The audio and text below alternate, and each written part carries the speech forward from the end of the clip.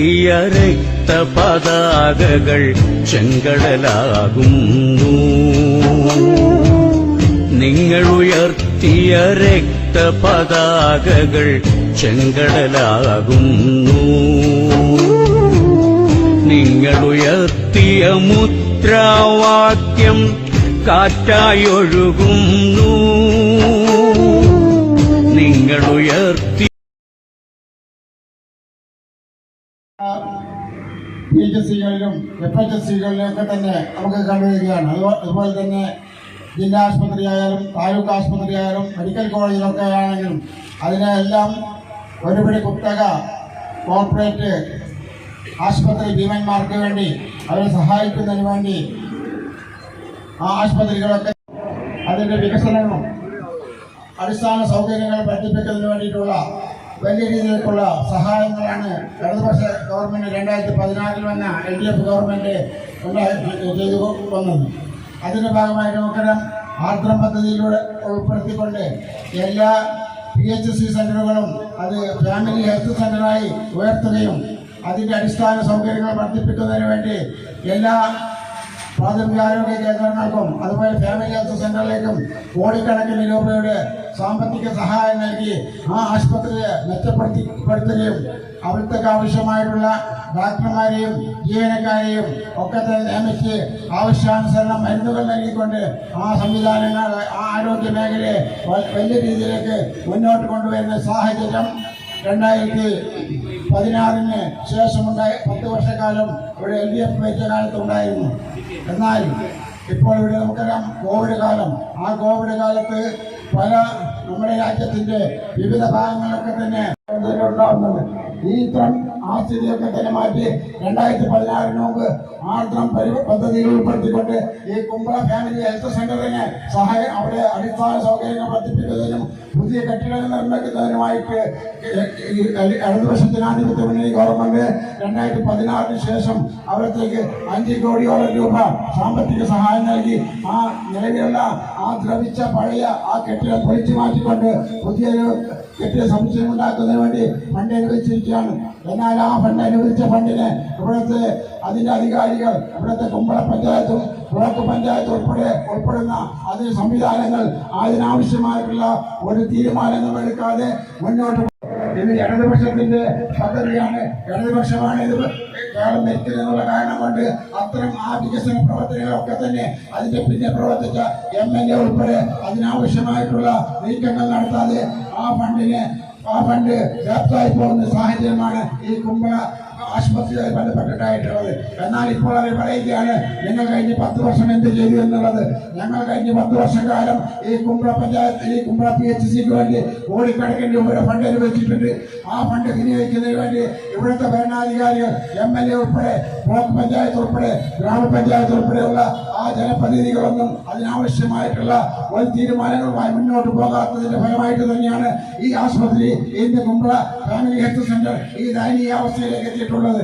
ഇന്ന് നമുക്കറിയാം അവിടെ വരുന്ന രോഗികളൊക്കെ തന്നെ മരുന്ന് കിട്ടാതെയും ചികിത്സ കിട്ടാതെയും വലിയ രീതിയിലുള്ള വിഷമിക്കുന്ന ഒരു സാഹചര്യമാണുള്ളത്. അത്തരം സാഹചര്യത്തെ അതെന്താണെന്ന് അന്വേഷിക്കാൻ വേണ്ടി ഇവിടുത്തെ ഓട്ടോ റിക്ഷാ തൊഴിലാളികൾ നിങ്ങൾക്കറിയാം. ഈ ഓട്ടോ റിക്ഷാ തൊഴിലാളികളൊക്കെ തന്നെ സാമൂഹിക സേവന കാരുണ്യ പ്രവർത്തന രംഗത്ത് ഏറ്റവും മികവ് പുലർത്തിയ ആ തൊഴിലാളികളാണ്. ആ തൊഴിലാളികൾ ജനങ്ങളുടെ ആവശ്യപ്രകാരം ഈ കാര്യങ്ങൾ അവിടെ പോയെന്ന് അന്വേഷിക്കാൻ വേണ്ടി പോയതാണ്. ആ അന്വേഷിക്കാൻ പോയ ആ തൊഴിലാളികൾക്കെതിരെ ഓട്ടോ തൊഴിലാളികൾക്കെതിരെ കള്ളക്കേസിൽ കൊടുക്കുന്ന സാഹചര്യമാണ് ഇവിടെ ഉണ്ടായിട്ടുള്ളത്. യാതൊരു പ്രകോപനവുമില്ലാതെ അവർ കാര്യങ്ങൾ അന്വേഷിക്കുക മാത്രമാണ് അവിടെ ചെയ്തിട്ടുള്ളത്. അതിന് ബ്ലോക്ക് പഞ്ചായത്ത് മെമ്പറുടെ നേതൃത്വത്തിൽ ആശുപത്രിയിൽ പോയി ആ അവിടുത്തെ ജീവനക്കാരെ വലിയ രീതിയിലേക്ക് ഭീഷണിപ്പെടുത്തുകയും ആ ജീവനക്കാരോട് സമ്മർദ്ദം ചെലുത്തി ഇവരെ കള്ളക്കേസിൽ ഉൾപ്പെടുത്തുന്നതിന് വേണ്ടിയുള്ള പരാതി കൊടുക്കുന്ന ഒരു സാഹചര്യമാണ് ഈ ആശുപത്രിയിൽ ഉണ്ടായിട്ടുള്ളത്. അതുകൊണ്ട് തീർച്ചയായിട്ടും ഇത്തരം കള്ളപ്പരാതികൾക്കെതിരെ അതിശക്തമായി പ്രതിഷേധിക്കും. നമ്മുടെ ഇന്നത്തെ ഈ പ്രതിഷേധ പൊതുയോഗം ഇവിടെ ഉദ്ഘാടനം ചെയ്യുന്നത് CITUവിന്റെ ജില്ലാ സെക്രട്ടറിയും അതുപോലെ ഓട്ടോ തൊഴിലാളി യൂണിയന്റെ കാസർഗോഡ് ജില്ലാ പ്രസിഡന്റുമായിട്ടുള്ള സഖാവ് PA റഹ്മാൻ സഖാവാണ്. സഖാവിനെ ഈ പരിപാടിയിലേക്ക് ഹാർദമായി സ്വാഗതം ചെയ്യുകയാണ്. അതുപോലെ തന്നെ ഈ പരിപാടിയിൽ ഇവിടെ സംബന്ധിക്കുന്ന CPM-ന്റെ കാസർഗോഡ് ജില്ലാ കമ്മിറ്റി അംഗവും കുമ്പള ജില്ലാ സെക്രട്ടറിയുമായ സഖാവ് CA സുബൈർ ഈ പരിപാടിയിൽ സംബന്ധിക്കുന്നുണ്ട്. സഖാവിനെയും ഈ പരിപാടിയിലേക്ക് സ്വാഗതം ചെയ്യുകയാണ്.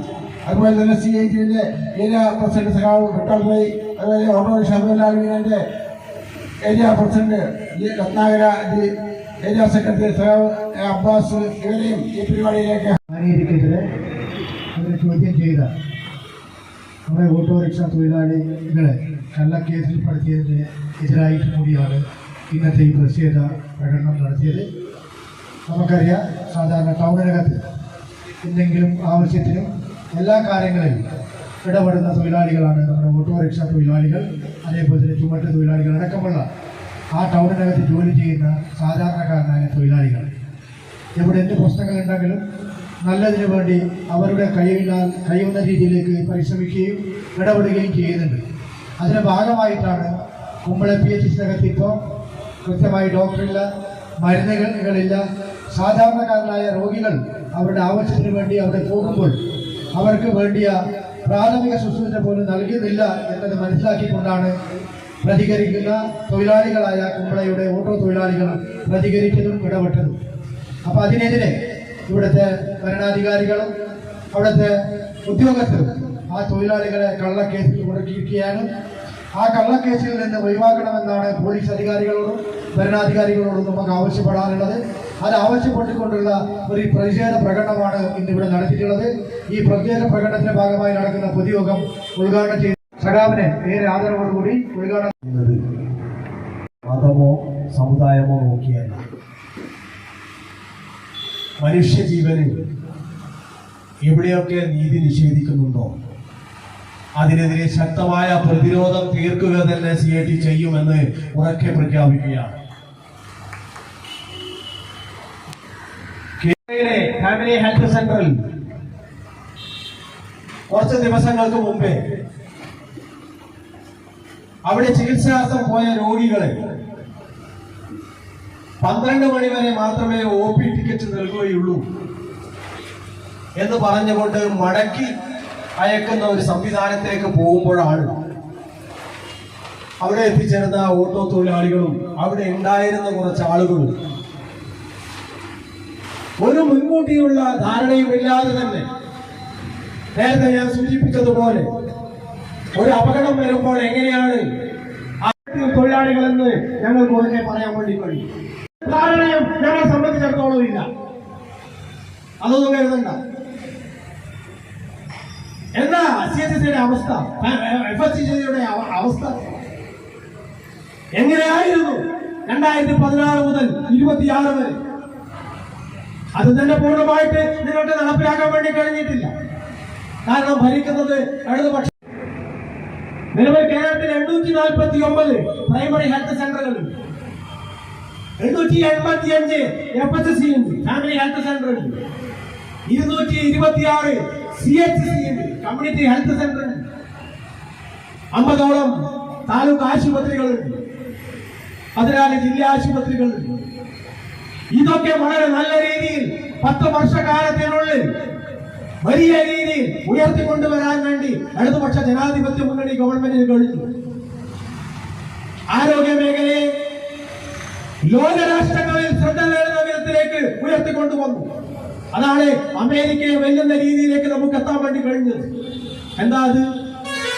ശിശുമരണ നിരക്ക് എന്ന് പറയുന്നത് ലോകത്തെ ഒരു കണക്കെടുത്ത് പരിശോധിച്ചു കഴിഞ്ഞാൽ അമേരിക്കയിൽ പോലും 6.5%. കേരളത്തിൽ അത് 5.5%. കുറച്ചു കൊണ്ടുവരാൻ വേണ്ടി കഴിഞ്ഞു. വെറുതെയല്ല, അതിന് ഇച്ഛാശക്തിയുള്ള ഒരു ഗവൺമെന്റും അതിനൊരു നേതൃത്വവും ഉള്ളത് കൊണ്ടാണ് അത്തരത്തിൽ കൊണ്ടുവരാൻ വേണ്ടി കഴിഞ്ഞത്. അതിന് തൊട്ട് മുന്നേക്കാലമുള്ള 2016 നടത്തിയ ഉമ്മൻചാണ്ടി സർക്കാർ എന്തായിരുന്നു അവസ്ഥ? ഒരു ഹോസ്പിറ്റലിൽ പോയി കഴിഞ്ഞാൽ എല്ലാ രോഗത്തിനും ഒരു കുപ്പി മരുന്ന്. പനിക്ക്, പല്ലുവേദനക്ക്, നടുവേദനക്ക്, ചുമക്ക്, കാലുവേദനക്ക്, മുട്ടുവേദനക്ക് എല്ലാത്തിനും ഒരൊറ്റ കുപ്പി മരുന്ന ഒരു സർപ്പ് കലക്കിട്ട് തരും. ആ സംവിധാനത്തിൽ നിന്ന് വ്യത്യസ്തമായിട്ട് ആന്റിബയോട്ടിക് ഗുളികകൾ, അതുപോലെ തന്നെ ഡയാലിസിസ് സെന്ററുകൾ, ആവശ്യമായ ഡോക്ടർമാർ, ആവശ്യമായ സംവിധാനങ്ങൾ കിടത്തി ചികിത്സിക്കാനുള്ള സംവിധാനങ്ങൾ ഇതൊക്കെ ഒരുക്കി തന്നു.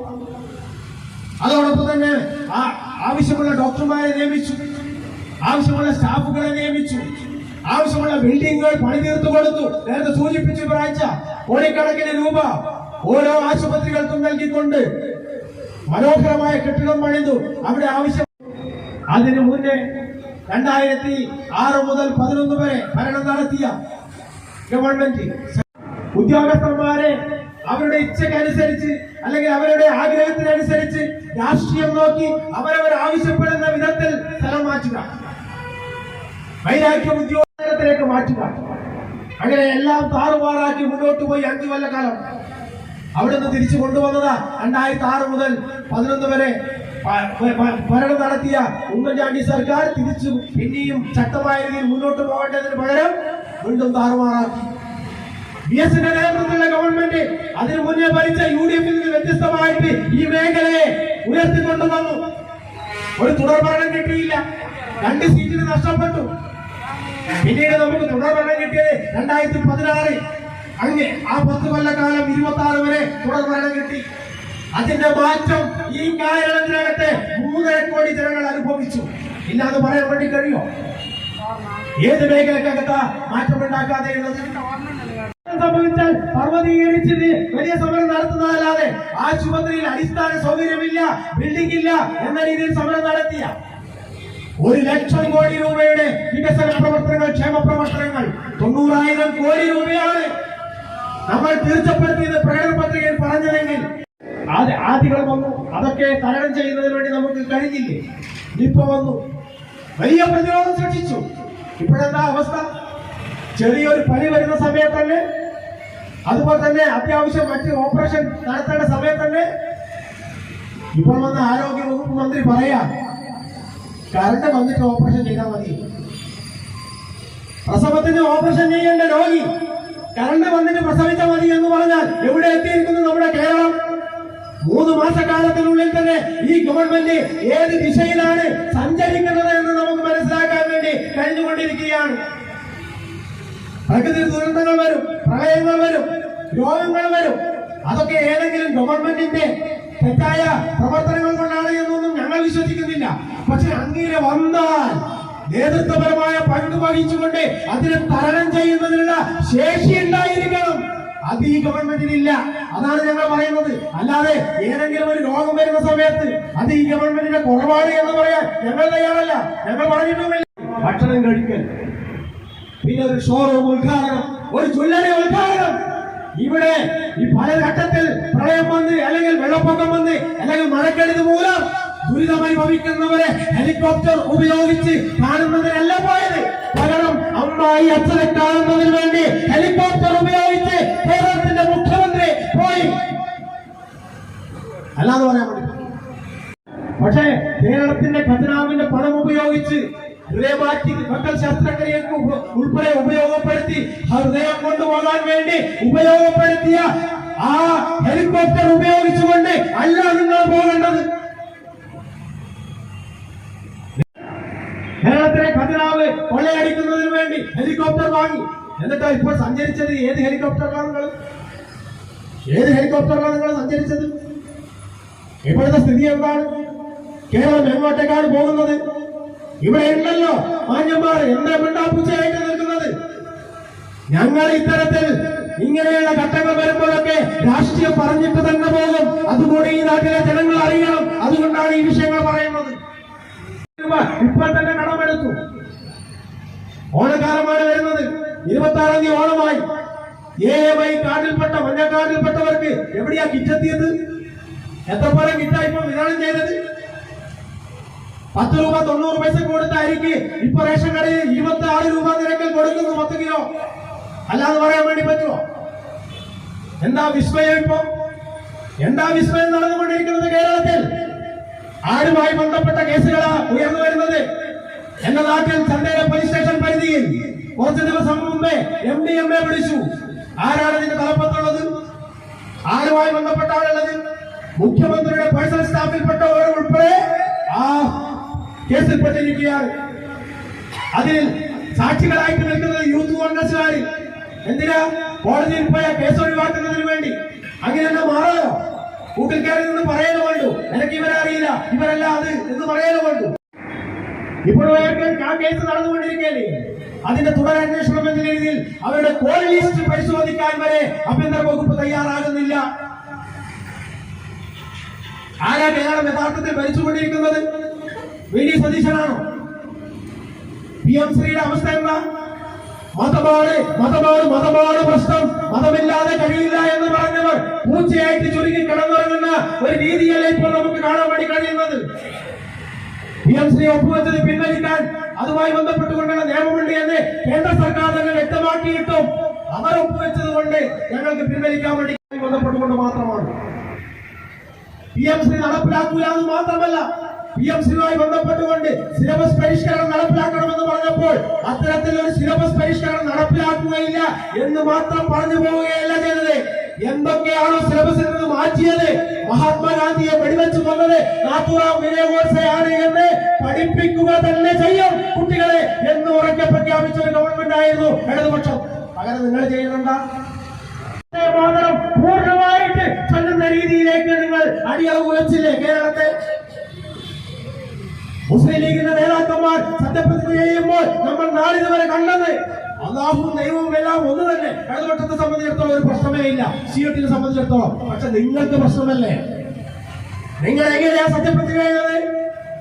തൊപ്പി എവിടെ നിങ്ങളെ ഇല്ല. പകരം സത്യപ്രതിജ്ഞ ചെയ്യുന്നത് ദൈവനാമത്തിൽ സത്യപ്രതിജ്ഞ ചെയ്യുന്നു. അല്ലാഹു എവിടെ പോയി? മറുപടി പറയാൻ കഴിയണം, മൈക്ക് കെട്ടി പ്രസംഗിക്കാൻ കഴിയണം. കുമ്പള ടൗണിനകത്ത് വെല്ലുവിളിക്കുന്ന നിങ്ങളെ രാഷ്ട്രീയ സംവാദത്തിന് പരസ്യമായിട്ട് വെല്ലുവിളിക്കുന്നു. എവിടെ പോയി നിങ്ങൾ? ഇടതുപക്ഷമാണല്ലോ. RSSുമായി BJPയുമായിട്ട് ഡീല് നടത്തിയിട്ടുണ്ട് എന്ന് വലിയ രീതിയിൽ നിങ്ങൾ പ്രസംഗിച്ചത്. ആരുമായിട്ടാ ഡീല്?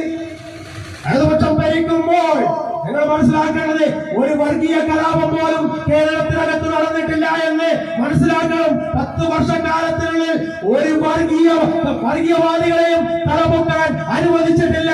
കേവലം 4 വോട്ടിനും ഒരു സീറ്റിന് വേണ്ടി ഒന്നും തന്നെ വളയം വെച്ചിട്ടില്ല. ഞങ്ങൾ പ്രതിപക്ഷത്തിരിക്കേണ്ടി വന്നത്. ആരാ പേഴ്സണൽ സ്റ്റാഫിലുള്ളത്? വിദ്യാഭ്യാസ മന്ത്രിയുടെ അടക്കം ആരാ ഉള്ളത്? ജമാഅത്തെ ഇസ്ലാമിക്കാരനാണുള്ളത്, വെൽഫെയർ പാർട്ടിയുടെ ആളാണുള്ളത്. എങ്ങനെ വന്നു? DC-മാരാണുള്ളത് കേരളത്തിനകത്ത്. RSS പറയുന്നതിനനുസരിച്ച് 30-ൽ 19 സെനറ്റിലേക്ക് തെരഞ്ഞെടുക്കപ്പെടുന്നത് ആരാണ്? RSSകാരാണ്. എല്ലാ ഭരണവും കണക്കാണ്. ഞങ്ങൾ പണിയെടുത്താൽ ഞങ്ങൾ വീട് പുലർത്താം എന്ന് പറയുന്നവരോട് ചോദ്യം, എല്ലാ ഭരണവും കണക്കാണോ?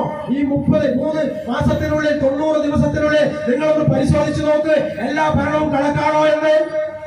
എന്തൊക്കെ കാര്യങ്ങൾ നേരത്തെ ഇടതുപക്ഷം RSS പറഞ്ഞത് നടപ്പിലാക്കാതെ മാറ്റിവെച്ചിട്ടുണ്ടോ അതെല്ലാം ഇനി 1 ലക്ഷം രൂപ അങ്ങോട്ടേക്ക് കൊടുക്കണം. എന്നാൽ മാത്രമേ അതിൽ വീട് വെക്കാൻ വേണ്ടി ഉപഭോക്താവിന് കഴിയൂ. അത് മാത്രമല്ല കേട്ടാ,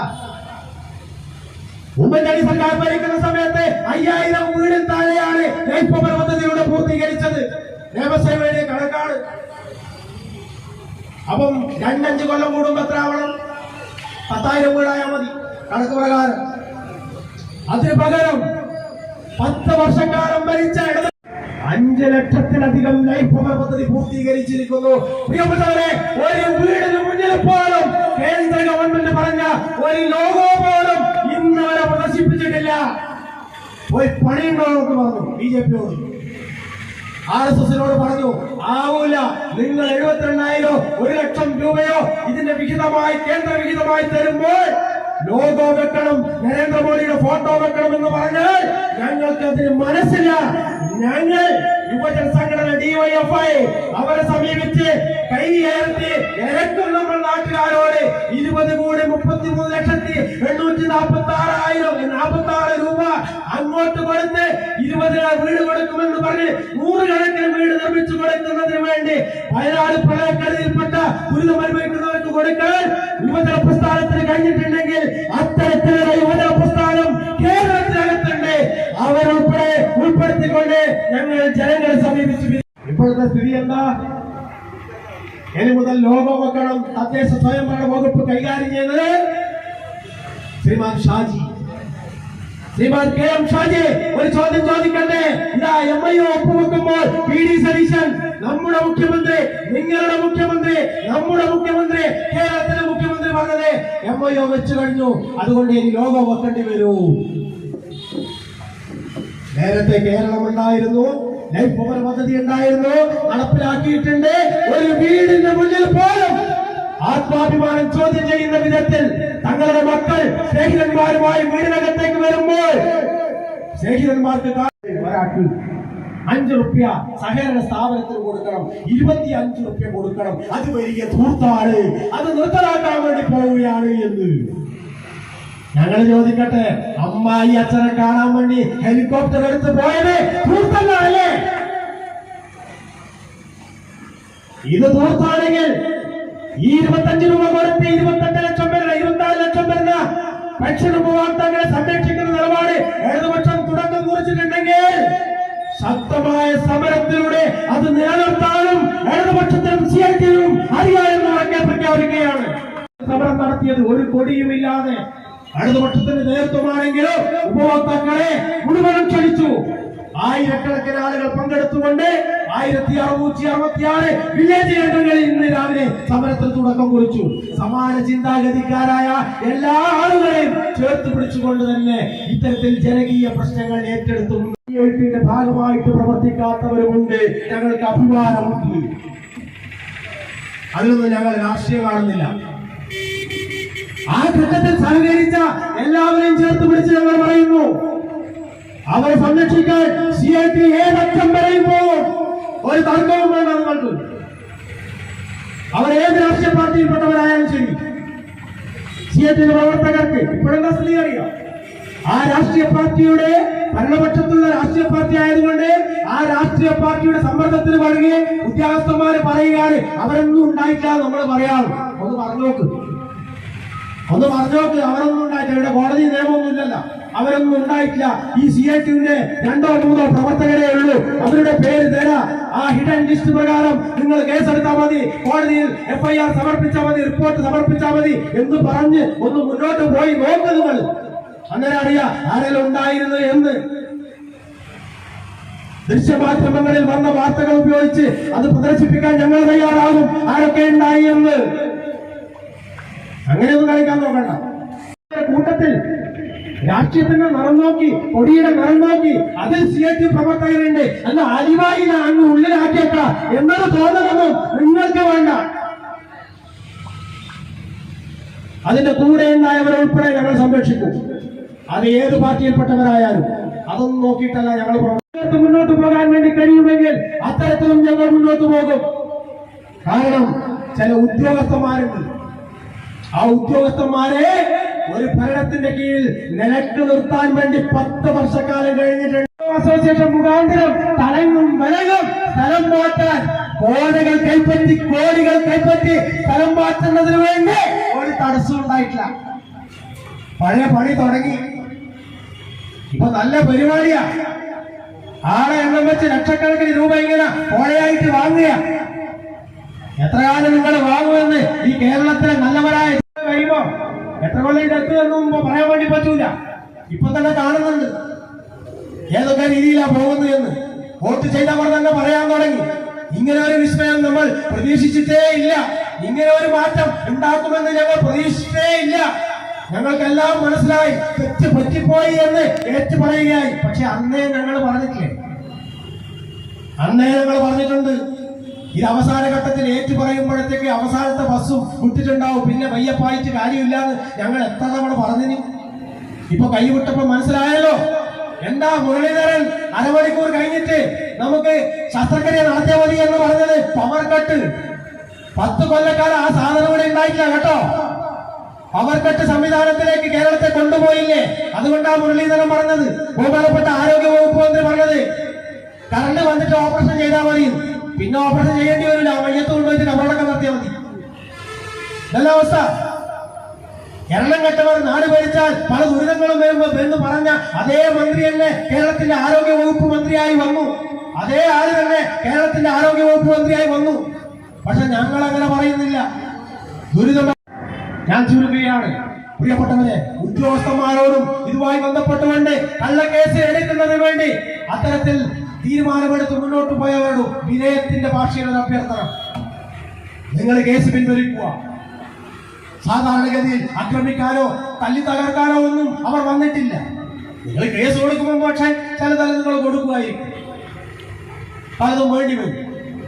പക്ഷേ അത്തരത്തിലൊരു കള്ള കേസ് കൊടുത്തു ഈ കുമ്പളയിലെ HFC മുന്നോട്ട് കൊണ്ടുപോകാൻ ഈ പ്രദേശത്തിനകത്തെ HMC ഉൾപ്പെടെ ഹോസ്പിറ്റൽ മാനേജ്മെന്റ് കമ്മിറ്റി ഉൾപ്പെടെ എല്ലാ വിഭാഗം രാഷ്ട്രീയ പാർട്ടിക്കാരുടെ പ്രതിനിധികൾ ഉൾപ്പെടെ അതിൽപ്പെട്ട് അതോടൊപ്പം തന്നെ ജനങ്ങളുടെ എല്ലാ ഒരു ഗവൺമെന്റ് മാത്രം വിചാരിച്ചാൽ കൊണ്ടുപോകുന്നതല്ല, പൊതുജനങ്ങളെ ആകമാനം മുഖവിലക്കെടുത്ത് വിശ്വാസത്തിലെടുത്ത് മുന്നോട്ട് കൊണ്ടുപോകാൻ വേണ്ടി കഴിയണം. അതാണ് വേണ്ടത്.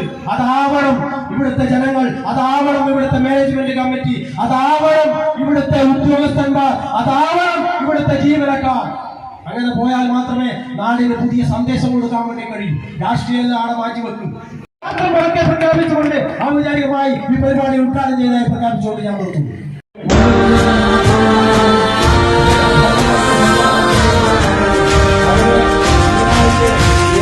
മണ്ണിലോ അല്ല വിണ്ണിലോ അല്ല നെഞ്ചിലാണ് എന്റെ ചെങ്കൊടി. ജീവിതം തന്നു പോയവർ അന്ന് ചോരയിൽ തീർത്ത എന്റെ ചെങ്കൊടി. ഓർമ്മയിൽ എത്രയോ ഓർമുഖം ഞങ്ങളിൽ ജ്വാലകൾ തീർത്തിടുന്നു. നെഞ്ചിലെ താളവും ഈ ഗുലാബിനോളവും ചേർന്നു ഒന്നുപോലെ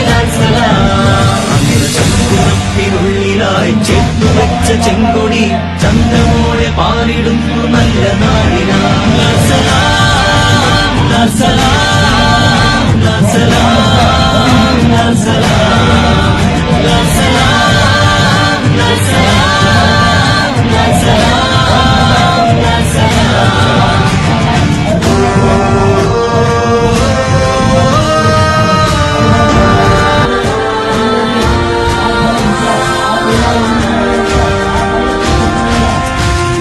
മണ്ണിലോ അല്ല വിണ്ണിലോ അല്ല നെഞ്ചിലാണ് എന്റെ ചെങ്കൊടി. ജീവിതം തന്നു പോയവർ അന്ന് ചോരയിൽ തീർത്ത എന്റെ ചെങ്കൊടി. ഓർമ്മയിൽ എത്രയോ ഓർമുഖം ഞങ്ങളിൽ ജ്വാലകൾ തീർത്തിടുന്നു. നെഞ്ചിലെ താളവും ഈ ഗുലാബിനോളവും ഒത്തുചേർന്നു ഒന്നുപോലെ ചങ്കുറപ്പിനുള്ളിലായി ചേർത്തു വെച്ച ചെങ്കൊടി ചന്ദ്രമോടെ പാറിടുന്നു നല്ല നാടിനാ.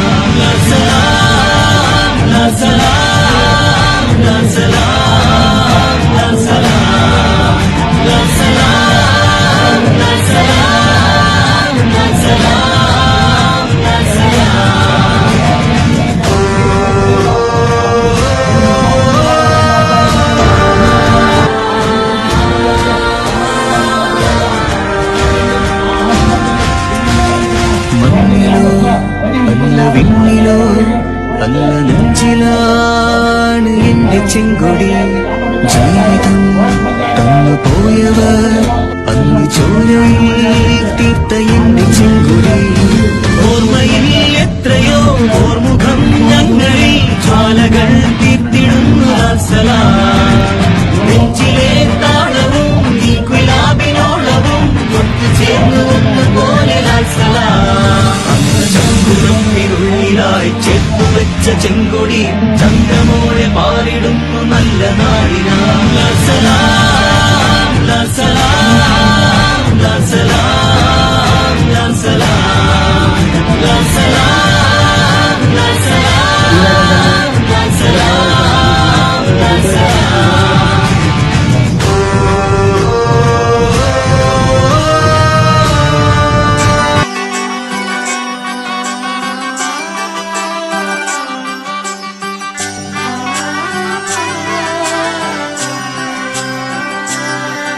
ഇവളണിയും പൊന്നല്ലേ, കനവുണരും ദിനമല്ലേ, മൊഞ്ചത്തി പെണ്ണിൻ നിൻ മനം.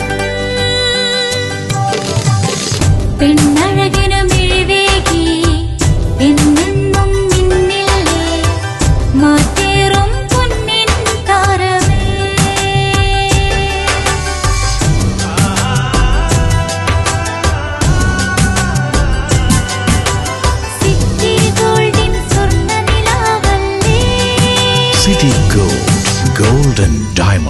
Kerala and Karnataka, the glow of purity.